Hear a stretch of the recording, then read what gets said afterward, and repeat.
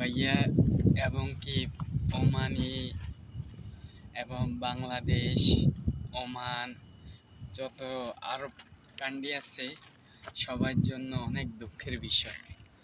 দুঃখের বিষয় হলো, জানেন, দিবাগত রাত্রে আমি শুনছি ইরানের প্রেসিডেন্ট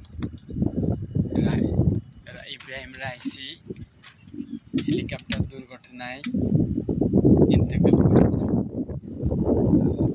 সবচেয়ে দুঃখের বিষয় আমাদের মুসলমানের জন্য, যাকে আমরা আমাদের মুসলমানের অভিভাবক হিসেবে আমরা যাকে দেখতাম মুসলমানের নেতা হিসেবে, আমরা যাকে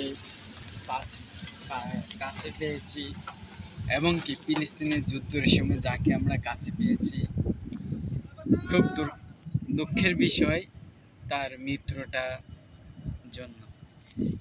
হেলিকপ্টারটা অ্যাক্সিডেন্ট হওয়ার দুঃখের বিষয়, এবং কি যে 9 জন মানুষ মারা গেছেন ওইখানে তার ঊর্ধ্বতন কর্মকর্তারা ছিলেন, সরকারি কর্মকর্তারা, এবং তার ইব্রাহিম রাইসি ছিলেন, এমনকি পররাষ্ট্রমন্ত্রী ছিলেন। তারা চলে যাওয়ার গতি নেই। যা মুসলিম কান্ট্রি আছেন, আরব কান্ট্রি, সবগুলাই একদম স্তব্ধ হয়ে গেছে। একটা পরিবারে যখন মানুষ মারা যায় তখন পরিবারটা আসতে ঠান্ডা হয়ে যায়। এখন ইব্রাহিম রাইসি যে 9 জন আরবি মারা গেছিলেন হেলিকপ্টার দুর্ঘটনায়, সারা ওমান, আর সবচেয়ে ওমান থেকে দুবাই থেকে যা আছে সব আরব কান্ট্রি একদম ঠান্ডা হয়ে গেছে।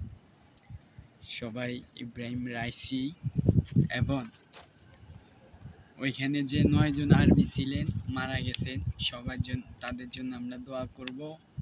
জানি না আমাদের ভাগ্যে, মুসলমানের ভাগ্যটা কি আছে, আল্লাহ পাক রব্বুল আলামিন জানেন। হইছে একটা সংকট, ফিলিস্তিনের যুদ্ধটা এখনো লেগে রয়েছে, এখনো সমাধান হয়নি। ইসরায়েল যারা আছে, ইহুদি রাষ্ট্র, তারা খুব এখন আরো সুযোগ পেয়ে গেছে। ইব্রাহিম রাইসি আসছিল বলে, ইব্রাহিম রাইসি দুনিয়াতে আছে বলেই, এবং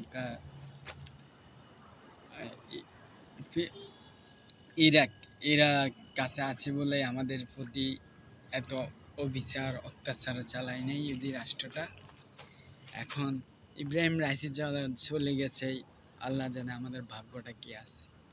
তো আমরা সবাই যারা মারা গেছেন, ফিলিস্তিনের যারা মারা গেছেন, শহীদ হয়েছেন যুদ্ধে, ইসরায়েলের সাথে যুদ্ধ করে, এবং যারা হেলিকপ্টার দুর্ঘটনায় মারা গেছেন, আমরা সবাই আল্লাহ পাক রব্বুল আলামিনের কাছে দোয়া করব যেন তাদেরকে জান্নাতে উচ্চ মাকাম দান করে, এবং যেন